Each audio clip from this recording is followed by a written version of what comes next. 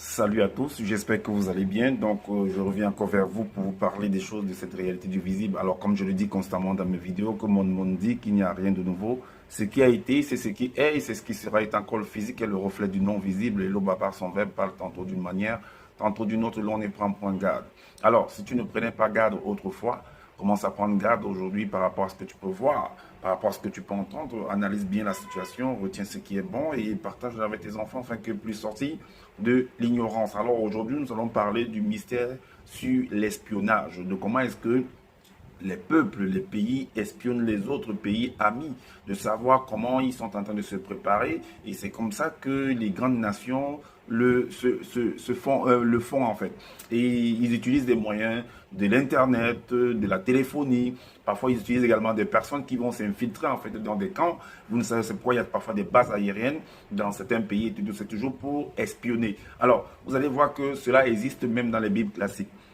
Vous allez comprendre. Alors, on va aller dans le livre de 2 Rois et le chapitre 6, le verset 8 jusqu'au verset 12. Vous allez comprendre que c'est 2 pays qui étaient en guerre et l'autre pays, en fait, s'apprêtait à pouvoir faire des placements par rapport à ses soldats.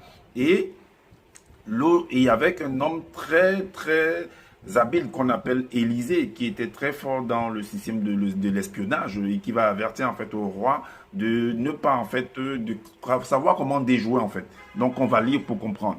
Alors au verset 8, le roi de Syrie était en guerre avec Israël et dans un conseil qu'il tint avec ses serviteurs, il dit: mon camp sera dans un tel lieu.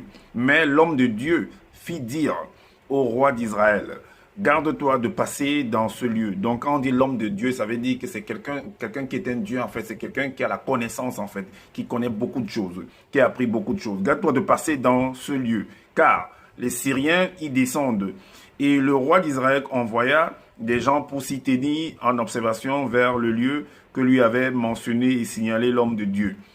Cela arriva non pas une fois ni 2 fois. Alors, l'autre roi assyrien, il était étonné que, mais comment ça se fait que l'autre, quand il connaît tous nos plans et tout, qu'est-ce qui se passe alors? Alors il dit, le roi de Syrie en eut le cœur agité, il était troublé, et appela ses serviteurs, donc ses notables, ses généraux, et il leur dit: ne voulez-vous pas me déclarer lequel de vous est pour le roi, donc qui est le traître parmi nous, qui est en train de révéler en fait nos plans chez l'adversaire?